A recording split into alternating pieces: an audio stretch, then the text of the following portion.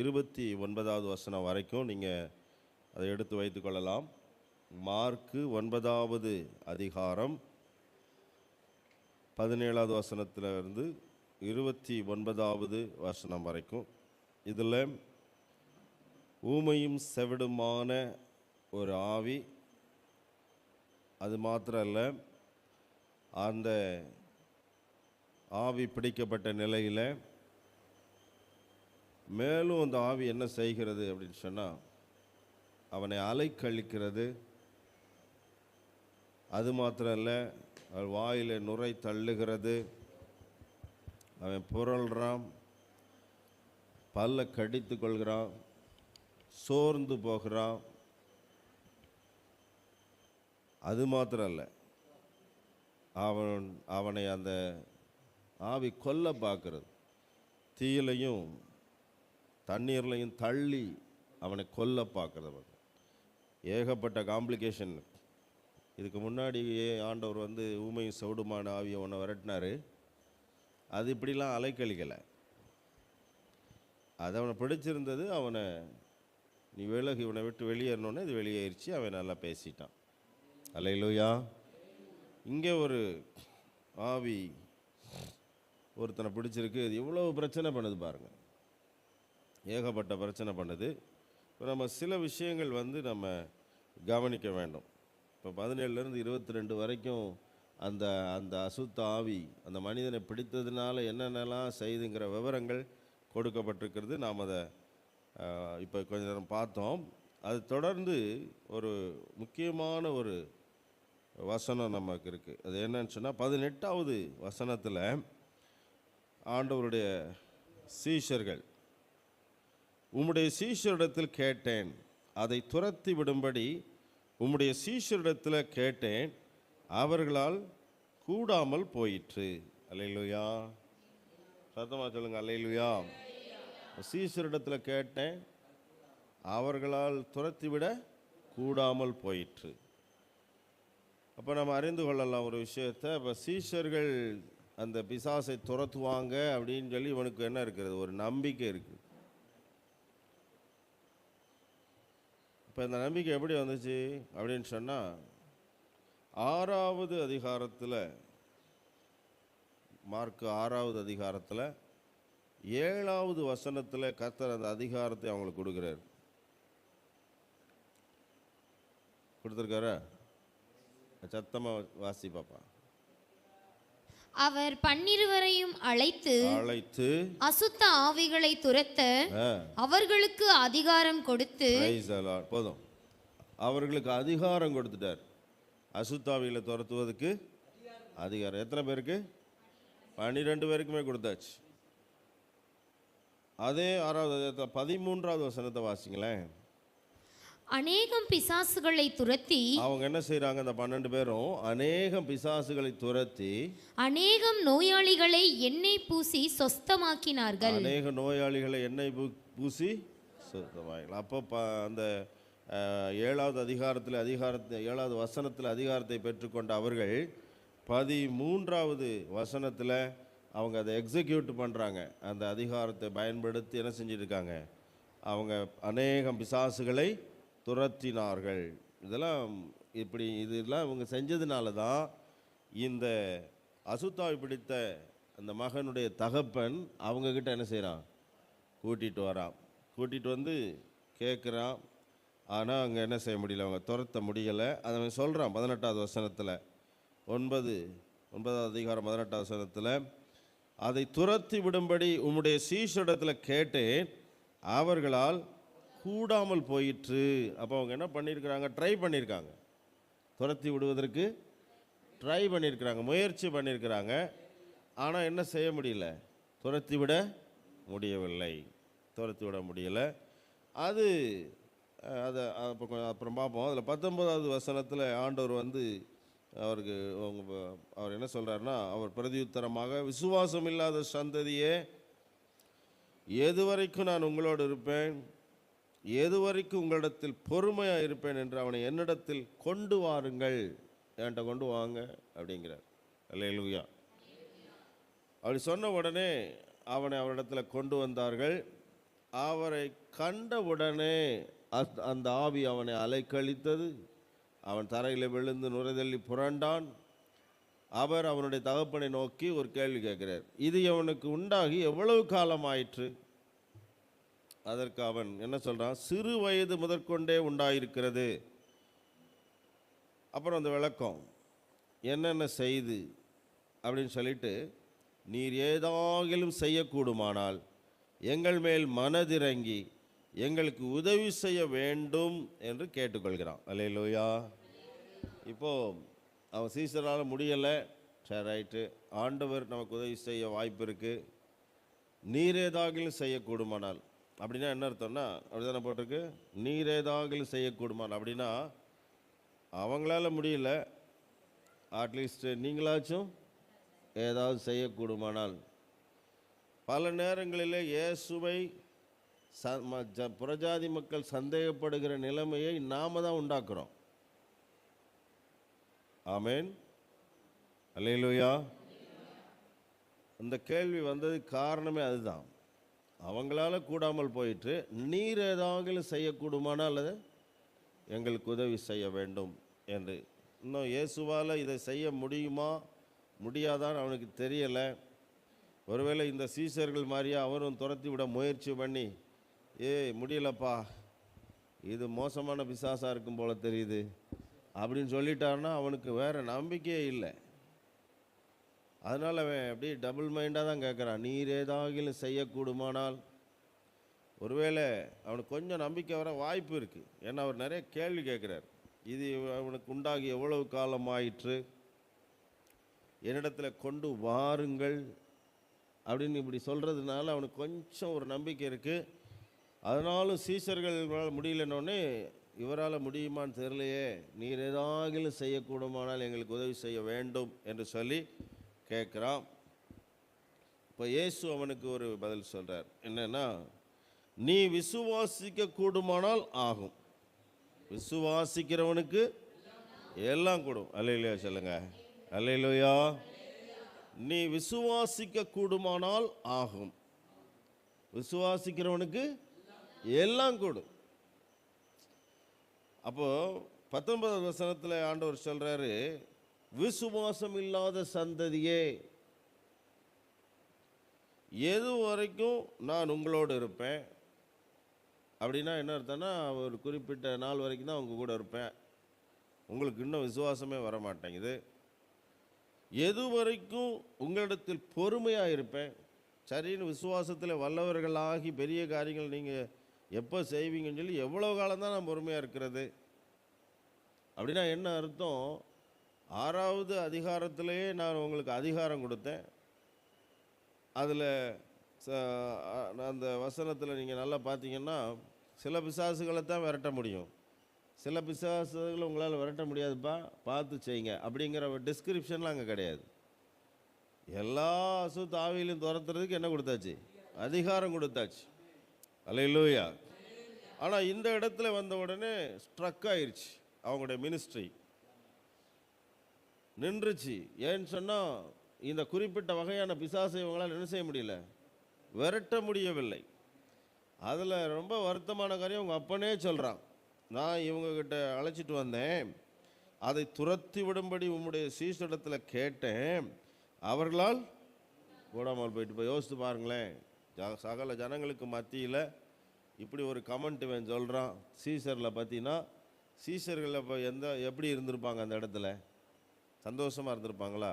இல்லை, வேதனையாக இருக்கும், வெட்கமாக இருந்திருக்கும். வேதனையை விட நமக்கு என்ன தான் உண்டாகும்? வெட்கமாக இருந்திருக்கும். இன்னும் சில சீசன் நினச்சா, இதை ஏன்டா இவன் சொல்லிக்கிட்டே இருக்கான் பாரு, இதை வெளியே சொல்கிறேன், சத்தமாக சொல்கிறான், எல்லாரும் கேட்குற மாதிரி, நம்ம துரத்தி விட முடியலங்கிறத அழுத்தம் திருத்தமாக சொல்கிறான்.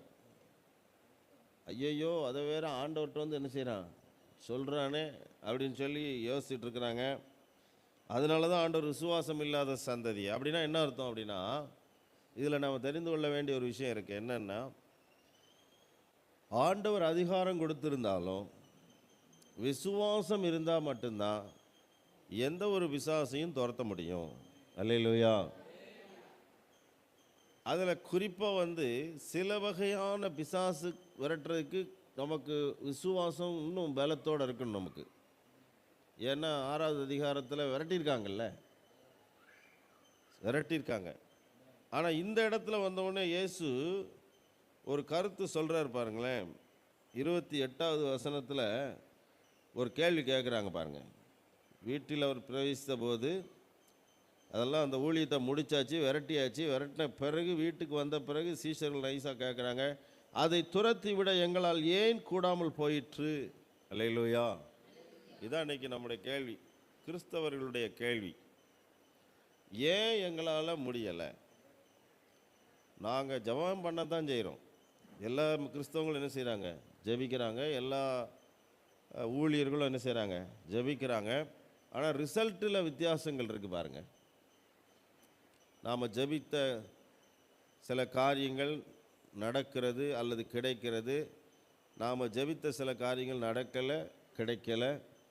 நாம் ஜெபித்த பொழுது பிசாசு கட்டளை இட்டோன்னே போயிடுச்சு, இல்லைன்னா கட்டளை இட்டாலும் போக மாட்டேங்குது. இப்படி ரிசல்ட்டில் வித்தியாசங்கள் இருக்கிறது. ஆனால் நாம் எல்லோரும் என்ன செய்கிறோம்?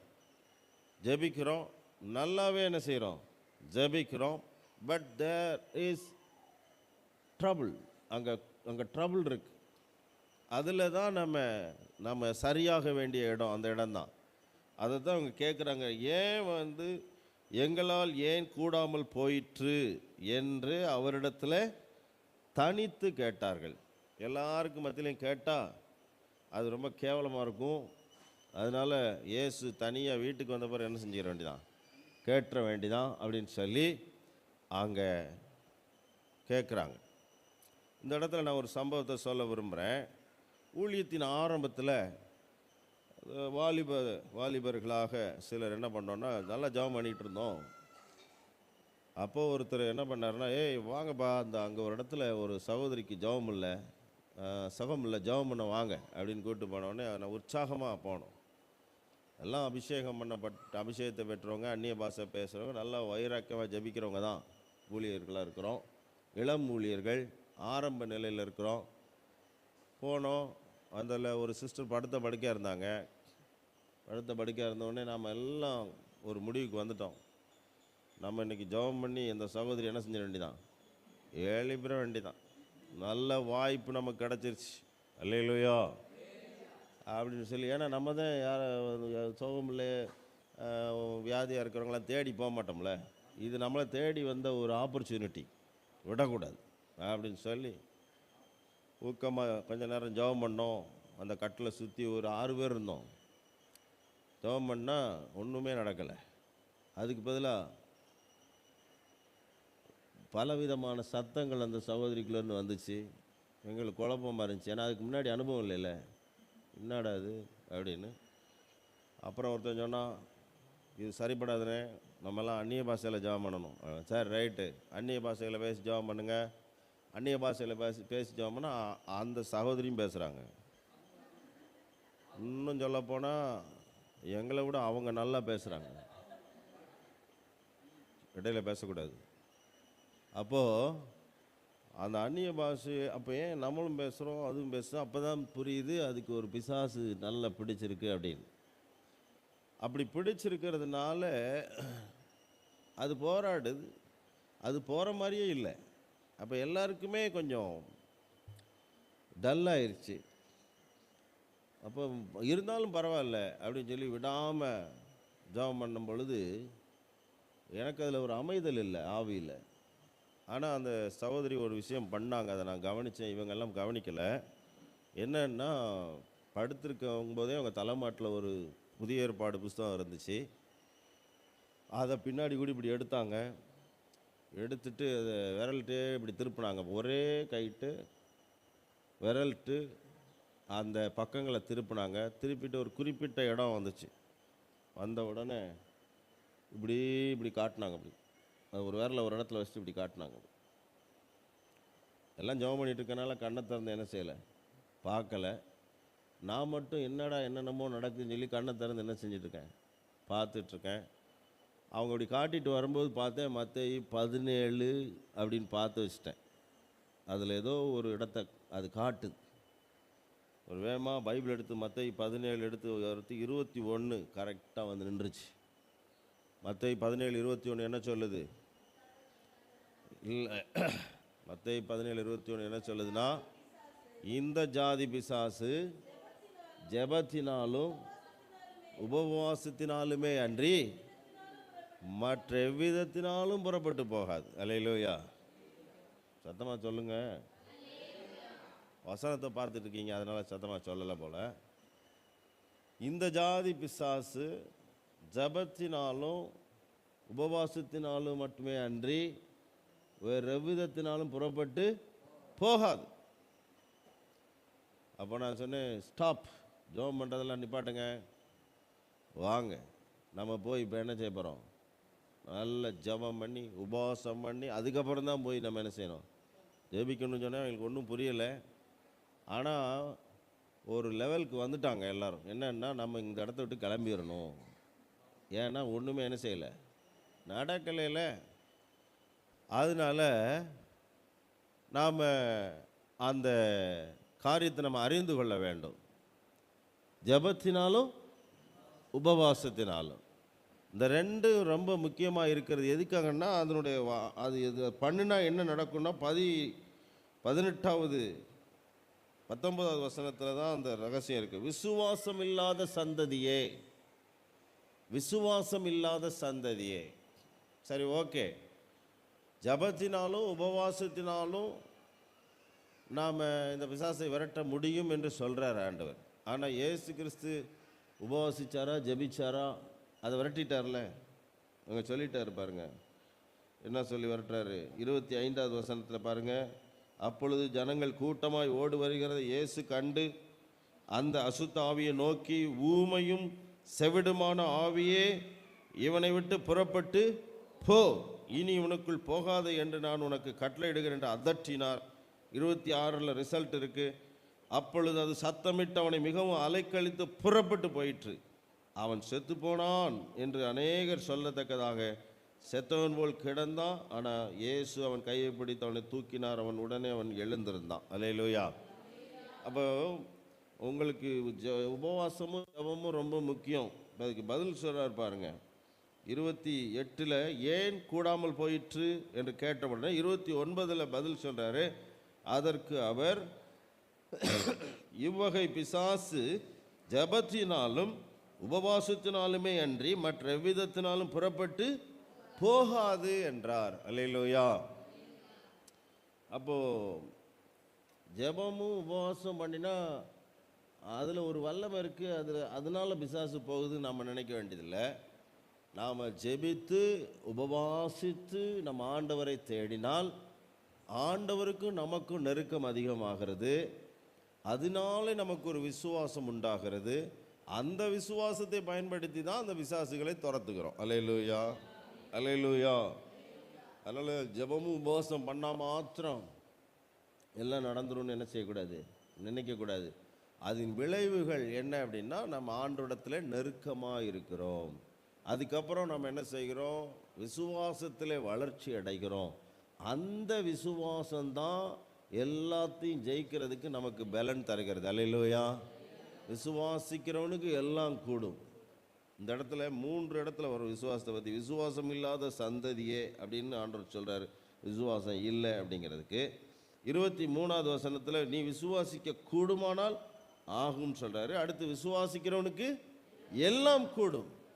ஆக ஒரு அற்புத சுகம் அல்லது ஒரு டெலிவரன்ஸ், ஒரு விடுதலை, பிசாசிடத்து ஒரு விடுதலை அல்லது என்ன வகையான அற்புதமாக இருந்தாலும் சரி, இவைகள் எல்லாம் எதனால் கிடைக்குது அப்படின்னு சொன்னால் விசுவாசத்தினால் தான் கிடைக்கிறது. அல்லேலூயா, அல்லேலூயா. ஒரு தேவனுடைய ஊழியக்காரர் ஒருத்தர் அவருக்கு ஒரு குறிப்பிட்ட வகையான ஒரு நோய் இருந்து அவரை வேதனைப்படுத்திகிட்டே இருந்துச்சு. இத்தனைக்கும் அவரை சுகமளிக்கிற வல்லமையிலே கர்த்தர் அதிகமாக என்ன செஞ்சார், பயன்படுத்திக்கிட்டே இருந்தார். ஆனாலும் அவருக்கு இருந்த ஒரு வேதனை, ஒரு வியாதி அவரோடு போராடிக்கிட்டே இருந்துச்சு. அப்போ ஒரு நாள் ஒரு ஜப கூட்டத்தில் ஒரு ஹீலிங் சர்வீஸில் பேசுறதுக்கு ரெடியாக இருந்தபோது அவருக்குள்ளே ஒரு ஆவல் வந்தது. இன்னைக்கு கர்த்தர் என்ன செய்யணும், சுகமாக்க வேண்டும் அப்படின்னு சொல்லிட்டு அவர் ஒரு ஜெப எண்ணெய் எடுத்துக்கிட்டார் கையில், மேடைக்கு பின்னாடி போனார். அவருக்குரிய டைம் வர்றதுக்கு இன்னும் நேரம் கிடந்துச்சு. அதனால் மேடைக்கு பின்னாடி போய் நல்ல கொஞ்ச நேரம் ஆவியில் நிறைஞ்சு நல்ல ஜெபம் பண்ணி, ஆண்டவரே இன்றைக்கு எனக்கு நீர் ஒரு அற்புத சுகத்தை என்ன செய்யணும், தர வேண்டும் அப்படின்னு சொல்லி எண்ணெயை தூக்கி மண்டையில் ஊற்றிட்டு, இயேசுவின் நாமத்தினால் வியாதி நீங்கு அப்படின்னு சொல்லி அவர் மேலே அவரே கையை வச்சு என்ன செய்கிறாரு, ஜெபம் பண்ணுறாரு. அன்றைக்கு அவருக்கு ஒரு மிகப்பெரிய விடுதலை கர்த்தர் கொடுத்தார். அல்லேலூயா, அல்லேலூயா. அப்போது அவருக்குள்ளே ஒரு சந்தோஷம் ஒரு பக்கம், இன்னொரு பக்கம் ஒரு ஆச்சரியம். அவருக்குள்ளே ஒரு கேள்வி வருது, என்னடா இது இப்படின்னு தெரிஞ்சிருந்தால் நம்ம முதல்ல என்ன செஞ்சுருக்கலாம், ஜெபம் பண்ணியிருக்கலாம். நம்ம ஏன் இவ்வளோ வேதனைப்பட்டோம், இது விஷயமாக ஆண்டவர்கிட்ட கேட்டுற வேண்டியதான் அப்படின்னு சொல்லி, ஆண்டவரே நீங்கள் இன்றைக்கி தான் எனக்கு சுகம் கொடுத்துருக்கீங்க, நீங்கள் முதல்ல எனக்கு கொடுத்துருக்கலாமே அப்படின்னு ஆண்டவர்கிட்ட கேட்டப்போ ஆண்டவர் சொல்கிறாரு, நீ இன்னைக்கு தானே கட்டளையிட்ட. அல்லேலூயா. நீ கேட்டுக்கிட்டே இருந்த இத்தனை நாளும், ஆனால் போகட்டும்னு இன்றைக்கி தான் என்ன செஞ்சுருக்க, கட்டளையிட்டிருக்க. அதனால தான் இன்றைக்கி போயிருக்கு. ஏன்னா உனக்கு தான் எல்லாம் கொடுத்துட்டேன்ல, நீ தான் எல்லாம் பார்த்துக்கறணும். அல்லேலூயா, அல்லேலூயா. அப்போது அவருக்கு இது தெரியாமல் நான் இவ்வளோ காலம் கஷ்டப்பட்டுட்டோமே அப்படின்னு சொல்லி மிகுந்த சந்தோஷத்தோடு அவர் அன்னைக்கு ஊழியத்தில் அநேக அற்புதங்கள் கிரியைகள், ஏன்னா ஒரு பெரிய டெலிவரன்ஸ் அவருக்கே கிடச்சிருச்சு. அதை வைத்து அவர் அற்புதமாய் ஒரு சுவாசத்தோடு ஊழியம் செய்தார். அன்னைக்கு ஏகப்பட்ட ஜனங்களுக்கு கர்த்தர் விடுதலை கொடுத்தார். அல்லேலூயா. அதனால் இது விசுவாசம் சம்பந்தப்பட்டது, விசுவாசம் சம்பந்தப்பட்டது. கர்த்தர் விசுவாசிக்கிறவர்களாக இருக்க வேண்டும் என்று நினைக்கிறார். அங்கே ஒரு அந்த இந்த இந்த மனிதனுடைய தகப்பன் ரொம்ப நல்ல பையன் போல்க பாருங்கள். அவன் என்ன சொல்கிறான், ஆண்டவர் சொல்கிறாரு, நீ விசுவாசிக்க கூடுமானால் ஆகும், விசுவாசிக்கிறவனுக்கு எல்லாம் கூடும் என்றார். உடனே 24வது வசனத்தில் அந்த பிள்ளையின் தகப்பன் பேசுகிறது பாருங்களேன். விசுவாசிக்கிறேன் ஆண்டவரே, என் அவிசுவாசம் நீங்கும்படி உதவி செய்யும் என்று கண்ணீரோட சத்தமிட்டு சொன்னான். அல்லேலூயா. கண்ணீரோட சத்தமிட்டு சொல்கிறான். எல்லாரும் இருக்கும்போது தான் அவன் சொல்கிறான், விசுவாசிக்க ரெடியாக இருக்கிறேன் ஆண்டவரே, ஆனால் என்னுடைய அவிசுவாசம் நீங்கும்படி யார் தான் உதவி செய்யணும், நீங்கள் தான் உதவி செய்யணும், நீங்கள் தான் உதவி செய்யணும். இவ்வளவு வெளிச்சம் உனக்கு கிடைச்சதே பெரிய ஒரு ஆச்சரியமான ஒரு விஷயமா. இன்றைக்கு கிறிஸ்தவர்கள் விசுவாசம் அவிசுவாசமாக நம்ம இருக்கிறோங்கிறது தெரிஞ்சிருந்தும் கூட அந்த அவிசுவாசத்தை நீக்க தாங்களாக தான் ஏதாவது ஒரு முயற்சி பண்ணிகிட்டு இருப்பாங்க. ஆனால் அவிசுவாசத்தை நீக்குகிற வேலையை யார் தான் செய்ய முடியும், இயேசு தான் செய்ய முடியும். அல்லேலூயா. இயேசு இடத்துல சொன்னால் போதும், என் அவிசுவாசம் நீங்கும்படி உதவி செய்யுங்க ஆண்டவரே அப்படின்னு சொன்னால், ஏன்னா அவர் தான் அதுக்கு ரைட்டான ஆள். அவர் தான் விசுவாசத்தை துவக்கிறவரும் அதை பரிபூர்ணப்படுத்துகிறவரும் இயேசுவாக இருக்கிறதுனால அவர் தான் அந்த விசுவாசத்தை டீல் பண்ண முடியும். ஏன்னு சொன்னால் விசுவாசம் அது ஸ்பிரிட் நிறைந்தது, ஆவிக்குரியது. அதை நம்ம மாமிசத்திலையோ அல்லது ஆத்துமாவிலையோ அதை என்ன செய்ய முடியாது, சரி பண்ண முடியாது. அதை சரி பண்ணுறவர் ஆவிக்குரிய நிலையில் இருக்கிற ஆண்டவரால் தான் முடியும். அல்லேலூயா. அது உங்களுடைய ஆவியோடு சம்பந்தப்பட்டது. அதனால தான் அவன் நல்லா கரெக்டாக அவன் வேறு வழி இல்லை. சீசர்களிடத்துலேருந்து நன்மை வரலை, அவனுடைய பையனுக்கு யாருடைய உதவியும் கிடைக்க வாய்ப்பு இல்லை. ஆனால் இயேசு தான் ஒரே ஒரு நம்பிக்கை. இயேசுவும் என்ன சொல்லிட்டாருன்னா, நீ விசுவாசிக்க கூடுமானால் ஆகும் சொல்லிட்டார். அப்போது என் பையனுடைய விடுதலை எங்கே வச்சுட்டார் ஆண்டவர், என்னுடைய விசுவாசத்தில் கொண்டு வந்து வச்சுட்டார். என்னுடைய விசுவாசத்தில் நீ விசுவாசிக்க கூடுமானால் ஆகும். உடனே அவன் சொல்லிட்டான். ஆண்டவர் இன்னொன்று சொல்லிட்டாரு, விசுவாசிக்கிறவனுக்கு எல்லாம் கூடும், எல்லாம் கூடும். அப்போ அது பெரிய ஒரு ஸ்டேட்மெண்ட். அது என்ன வேண்டுமானாலும் செய்யலாம்ப்பா, விசுவாசம் இருக்கணும் நம்மகிட்ட. சரி, விசுவாசம் இல்லைன்னா ஒன்றுமே செய்ய முடியாது. அல்லேலூயா. நாம் இந்த பூமியில் இருக்க எல்லாத்தையும் நம்ம ஆண்டு அனுபவித்து சந்தோஷமாக இருக்கிறதுக்கு என்ன வேணும் அப்படின்னு கேட்டால், ரொம்ப முக்கியமான காரியம் ஒன்று வேணும். என்ன வேணும்னு கேட்டால், நம்ம பல காரியங்களை சொல்லுவாங்க. பணம் வேணும், அது வேணும், இது வேணும், ஆள் வேணும், பேக்ரவுண்ட் வேணும், எல்லாம். எல்லாத்தையும் விட முக்கியமாக நமக்கு ஜீவன் வேணும் முதல்ல. அல்லேலூயா. அது இல்லாமல் இருந்துக்கிட்டு பல கோடி ரூபாயை சுற்றி அடுக்கி வச்சுட்டா அனுபவிக்க முடியுமா? முடியாது. அப்போ என்ன வேணும்? ஆண்டவரே சொல்கிறாரு, பணக்கார ஒருத்தன் தனக்குத்தானே பேசிக்கிறான், என்னுடைய நன்றாக விளைஞ்சிருச்சு, நான் என்ன இதை எங்கே கொண்டு போய் சேர்த்து வைக்கிறதுன்னு தெரியலையே, நான் ஒன்று செய்வேன், என் களஞ்சியங்களெல்லாம் இடித்து நான் என்ன செய்வேன், பெருசாக்கிடுவேன், அங்கே என்னுடைய தானியங்களெல்லாம் சேர்த்து வச்சு என் ஆத்மாவை நோக்கி நான் இப்படி சொல்லுவேன். என்ன சொல்லுவேன்? என் ஆத்மாவே நீ என்ன செய்யணும்? புசித்து குடித்து நல்ல இளைப்பாரு, நல்ல இரு, பூரிப்பாயிரு. ஏன்னு சொன்னால் நான் பல வருஷங்களுக்கு தேவையானதை என்ன பண்ணிட்டேன், சேர்த்து வச்சுட்டேங்கிறான். சேர்த்து வச்சதே எனக்கு சந்தோஷம். பாருங்கள், ஆண்டவர் சொல்கிறார், சேர்த்து வச்சதெல்லாம் சரி, அனுபவிக்கிறது யார்? அந்த பாயிண்ட்டை யோசிக்கவே இல்லையே நீ. அதனால் அவர் கேள்வி கேட்குற மதிகேடனே, இன்று இரவில் உன் ஆத்மா எடுத்துக்கொள்ளப்பட்டா நீ சேர்த்து வைத்தவைகள் யாருடையவைகளாகும்? அல்லேலூயா. உன்னுடையவளாக இருக்கணும்னு சொன்னால் உன் ஆத்மா உனக்குள்ளே இருக்கணும்ல. அது போயிடுச்சுன்னா என்ன செய்வேன்? அந்த பாயிண்ட்டுக்கே நீ வரமாட்டேங்கிறிய. நீ புசித்து குடித்து பூரிப்பாக இருக்கிற பற்றியே தான் பேசிகிட்டு இருக்கே வெளியே, உன் ஆத்மா உன் ஜீவன் உனக்குள்ளே இருக்கணுங்கிறத பற்றி பேசவே மாட்டேறிய. அப்போது இந்த இடத்துல விசுவாசமும் அவ்வளவு இம்பார்ட்டண்ட்டான ஒரு காரியமாக இருக்கிறது. நீ விசுவாசிக்க கூடுமானால் ஆகும், விசுவாசிக்கிறவனுக்கு எல்லாம் கூடும். அப்போ விசுவாசிக்காதவனுக்கு எதுவுமே கூடாது, டம்மியாக தான் இருக்க முடியும். அல்லேலூயா. அப்போ அவன் புரிஞ்சுக்கிட்டான், ஆண்டவரே நான் விசுவாசிக்கிறேன், ஐ எம் ரெடி, நான் விசுவாசிக்க ரெடியாக இருக்கிறேன், ஆனால் என்னுடைய அவிசுவாசம் நீங்கும்படி நீர் உதவி செய்யும். அல்லேலூயா. அவிசுவாசம் நீங்கும்படி உதவி செய்யும். இப்போ நான் ஒரு பாயிண்ட்டுக்கு வரேன் பாருங்களேன். அப்போது சீஷர்களுக்கு பிசாசுகளை துரத்த அதிகாரம் கொடுத்தாச்சு 6வது அதிகாரத்தில். அதுலேயும் அவங்க துரத்தினதாகவும் அந்த 6வது அதிகாரத்தில் நம்ம பார்க்குறோம். ஆனால் இங்கே 9வது அதிகாரம் வரும் பொழுது ஒரு பிசாசை என்ன செய்ய முடியல, அவங்களால துரத்த முடியவில்லை. அதிகாரம் இருக்கே, அப்புறம் ஏன் துரத்த முடியல அப்படின்னு சொன்னால், விசுவாசம் இன்னும் அதிகமாய் தேவைப்படுகிற அந்த இடத்துல. அல்லேலூயா. அதனால இயேசு இவ்வகை பிசாசுங்கிறார் பாருங்க, திஸ் கைண்ட் ஆஃப் ஸ்பிரிட், இந்த மாதிரியான பிசாசு. ஒரு சில பிசாசுகளை விரட்டுறதுக்கு கூடுதலாக என்ன வேண்டியிருக்கு? பவர் வேண்டியிருக்கு, விசுவாசம் வேண்டியிருக்கு. பாருங்க, விசுவாசம் வேண்டியிருக்கு. அதனால ஆண்டவர் சொல்றாரு, அவங்க தனியாக கேட்கும் பொழுது சொல்றாரு,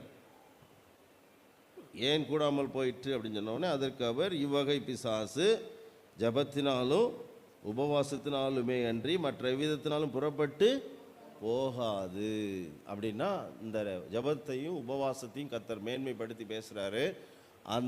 அதனுடைய ரகசியம் என்ன அப்படின்னு சொன்னால், இந்த 2 தான் நம்மளை என்ன செய்யுது, விசுவாசத்தில் வல்லவர்களாய் மாற்றுகிறது. அல்லேலூயா. ஆண்டவரோட ஜபம்னா என்ன? கர்த்தரோடு பேசுகிறது. உபவாசம்னா என்ன? எந்த விதமான தடையும் இல்லாமல், சாப்பாடு முதற்கொண்டு என்னை டிஸ்டர்ப் பண்ணிடக்கூடாது அப்படின்னு சொல்லி தன்னைத்தானே ஒதுக்கி ஓரங்கட்டி, இயேசுவும் நானும் தான், சாப்பாடு கூட இடையில வரக்கூடாது அப்படிங்கிற ஒரு அவரோடு இருக்கிற ஒரு நிலைமை தான் அந்த குறிப்பிட்ட மனிதனுக்கு எதை கொடுக்கிறது? விசுவாசத்தை அதிகரிக்கிறது. அல்லேலூயா. அல்லேலூயா. விசுவாசத்தை அதிகரிக்கிறது. ஒருவேளை நீங்கள் பைபிள் வாசிக்கிற பற்றி போடலையே பாஸ்டர், விசுவாசம் கேள்வினாலே தானே வரும், கேள்வி தேவனுடைய வார்த்தையை கேட்கறதுனால தானே, அதுதானே விசுவாசத்தை அதிகரிக்குன்னு சொன்னால், இந்த ஜபத்தினாலும் உபவாசத்தினாலுங்கிற அந்த ஒரு பாயிண்ட்டுக்குள்ள கர்த்தருடைய சத்தம் அல்லது அவருடைய வார்த்தை அதுக்குள்ளே இன்பில்ட்டாக இருக்குது. அல்லேலூயா. நீங்கள் ஆண்டோடத்தெல்லாம் ஜபிக்க போகிறீங்க, அவர் உங்கள்கிட்ட பேசுவார், நீங்கள் அவர்கிட்ட பேசுகிறீங்க, அவர் உங்களுக்கு கற்றுக் கொடுப்பார், நீங்கள் கற்றுக்கொள்கிறீங்க. அதில் தான் நீங்கள் ஆவியிலே வளர்ச்சி அடைகிறீங்க. தேவனுடைய வார்த்தை அவருடைய சத்தம் இல்லாமல் நம்ம ஆவியில் விசுவாசத்தில் வளர்ச்சி அடைய முடியாது. அல்லேலூயா. அதனால் நல்லா ஜபிக்கிறவங்க, நல்லா வேதத்தை தியானிக்கிறவங்க, நல்லா உபவாசம் இருந்து ஜபிக்கிறவங்களுக்கு நிச்சயமாய் கர்த்தர் கூடுதல் விசுவாசத்தை உண்டாக்குகிறார். அந்த விசுவாசம் வளர்ச்சி அடைகிறது. விசுவாசத்தில் வல்லவனானான் அப்படின்னு சொல்லி பார்க்குறீங்க, வல்லவனானா ஆகாமையும் நார்மலாகவும் இருக்கலாம். விசுவாசத்தில் நாம் எந்த லெவலில் இருக்கிறோம், நாம் ஆண்டவர் எல்லாம் கொடுத்துட்டாருங்கிற அமைதியாக இருக்கக்கூடாது. அதை நம்ம இன்னும் டெவலப் பண்ணுறதுக்கு என்ன செய்யணும்? வழியை பார்க்க வேண்டும். ஒரே ஒரு சம்பவத்தை சொல்லி நான் முடிக்கிறேன் பாருங்களேன். நான் ஊழியத்தினுடைய ஆரம்பத்தில் ஒரு தடவை ஒரு வாரம் உபவாசம் இருந்தேன். ஊழியம் எப்படி செய்கிறேன்னே தெரிலையே, சரி இது யார்கிட்ட கேட்டாலும் சரியாக இருக்காது, ஆண்டவர் தான் நமக்கு சொல்லணும் அப்படின்னு சொல்லி ஒரு வாரம் உபவாசம் இருந்தேன். உபவாசம் இருந்து முடிக்கும்போது ஒரு சகோதரன் என் கூட நானும் உபவாசிக்கிறேன் அப்படின்னா, சரி 2 நாள் இருக்குது நீயும் சேர்ந்து உபவாசிக்கனா ஐ டோன்ட் கேர் அப்படின்னு சொல்லி உபவாசிக்கும் பொழுது முடித்த பிறகு எனக்கு ஒரு நல்ல ஒரு தெளிவு இருந்துச்சு. சரி நம்ம ஊழியம் இனிமேல் நல்லா ஆண்டவருடைய பலத்தில் என்ன செஞ்சிட வேண்டியதான், அதுக்கு ஒரு அடையாளம் வேணுமே அப்படின்னு சொல்லிட்டு யோசிச்சுட்டு அந்த தம்பிகிட்ட சொன்னேன், தம்பி நம்ம உபவாசத்தை முடிச்சிட்டோம், இப்போ நம்ம கிளம்பி போகிறோம், நம்ம இது வரைக்கும் ஒரு வாரமாக ஒன்றும் என்ன செய்யலை, சாப்பிடலை, அதனால நம்ம அடையாளமே என்னன்னு சொன்னால் இப்போ நம்ம வெளியே போய் சாப்பிட போகிறோம். அவனுக்கு சந்தோஷம், அப்படியா சொத்துறோன்னே அப்படின்னா, சாப்பிட போகிறோம் ஆனால் நம்ம காசு கொடுக்க போகிறதில்ல. அவனுக்கு அப்படி டவுன் ஆகிட்டான். அப்போ அடி தான் வாங்க போகிறோம் நம்ம, அதுதான் கிடையாது. கர்த்தர் தான் நம்மளை போஷிக்க போகிறார். என்ன எதுக்கு இது அடையாளம்னா, இனிமேல் நம்ம வாழ்க்கையில் இனிமேல் அவர் முழு சமாதானம் போயிடுச்சு, சந்தோஷம் போயிடுச்சு, உபவாசம் இருந்தும் வருத்தத்தை உண்டாக்கிட்டாரு இந்த மனுஷன் அப்படின்னு சொல்லிட்டு அவன் வந்துக்கிட்டே இருக்கான். ஒரு ஹோட்டல் இருந்துச்சு, கூப்பிட்டு போனால் சாப்பிட்றா வேணுங்கிறத சாப்பிடு அப்படின்னானே, உங்கள்கிட்ட எதுவும் காசு இருக்கா அப்படின்னா, காசு இருக்குது ஆனால் நம்ம தரப்போகிறதில்ல.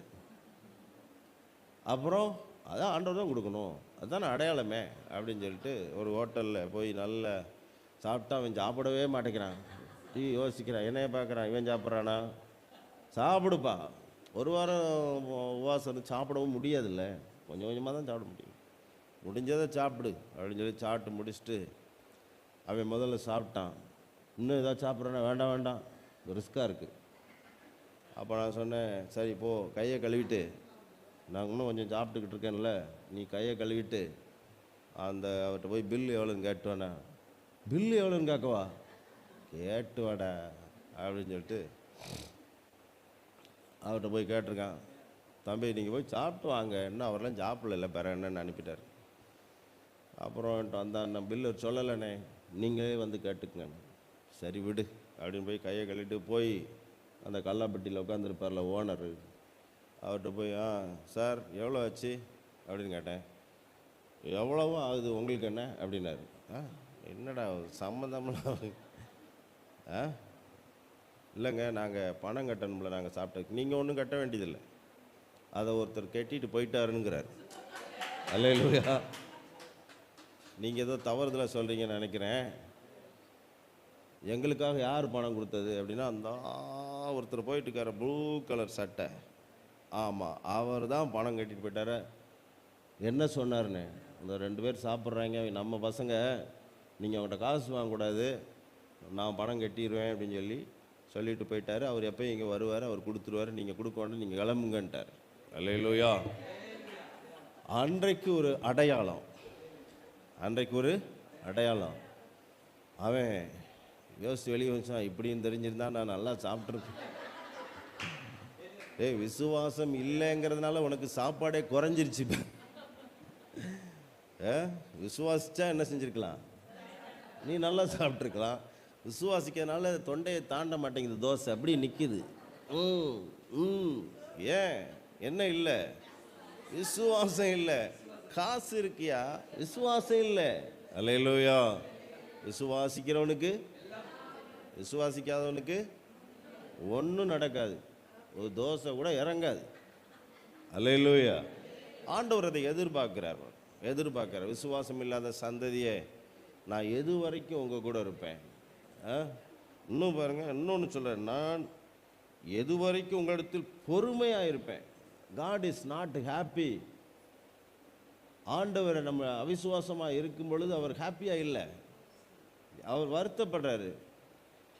எவ்வளோ தூரம் தான் பொறுமையாக இருப்பேன் உங்கள் கூட, நான் எது வரைக்கும் தான் உங்கள் கூட இருப்பேன்.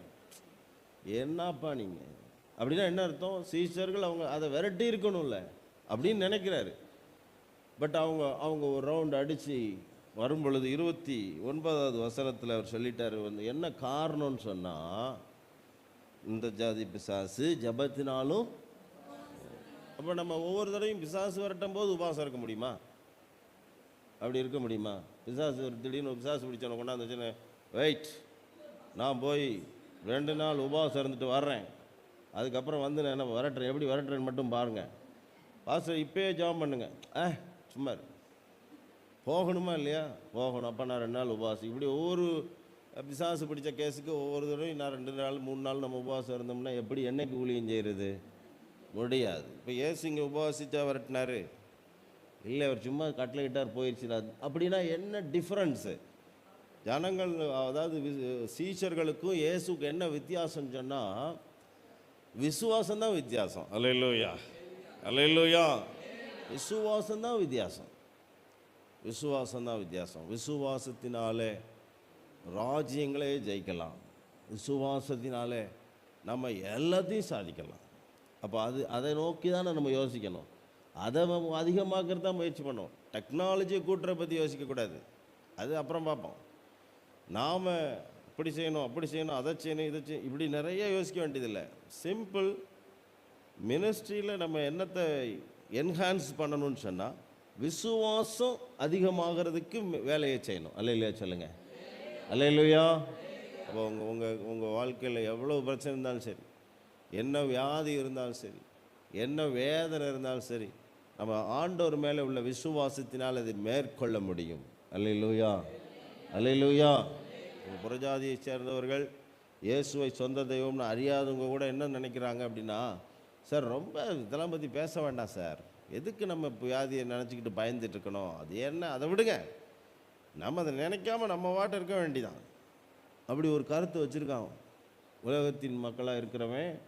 அதை எதுக்கு சும்மா அதையே பேசிகிட்டு இருக்கோம், நல்லதை நினச்சி பேசுங்க அப்படிங்கிறான். ஆண்டவர் நமக்கு சொல்லியே கொடுத்துருக்கிறார், நீங்கள் விசுவாசத்தில் இப்படி வல்லவர் ஆகணும்னு. அப்போ அதற்கு கீழ்ப்படிந்தால் நிச்சயமாக ஆண்டவர் நம்முடைய வாழ்க்கையில் என்ன செய்வார்?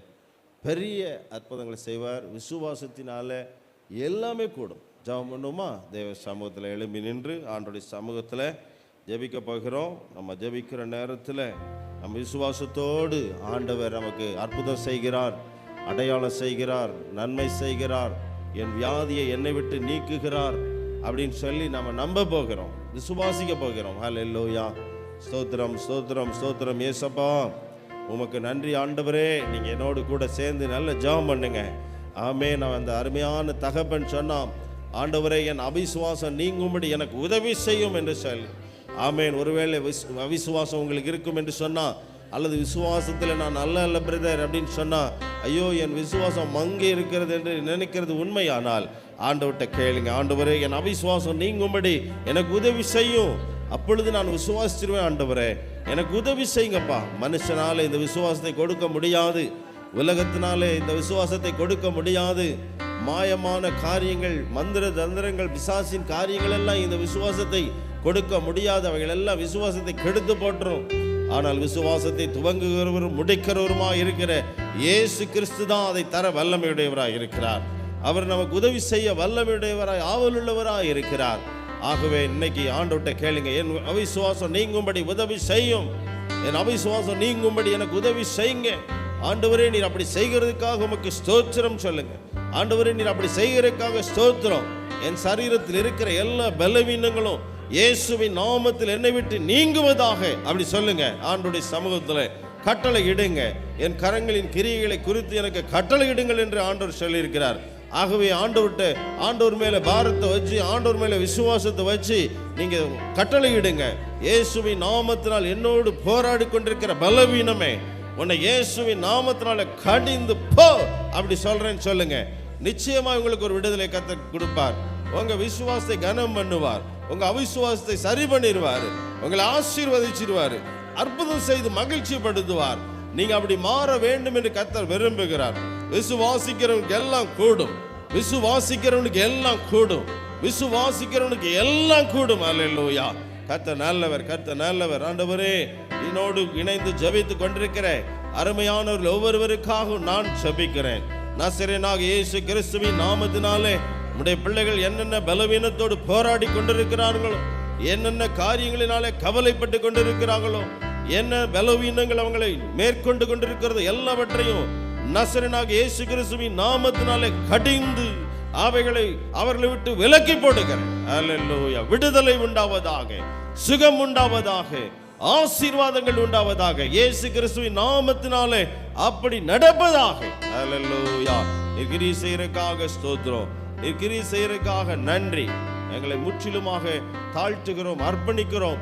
உம்முடைய நாமத்தையே நாங்கள் மகிமைப்படுத்துகிறோம். இயேசுவின் நாமத்தில் ஜெபிக்கிறோம் எங்கள் நல்ல பிதாவே.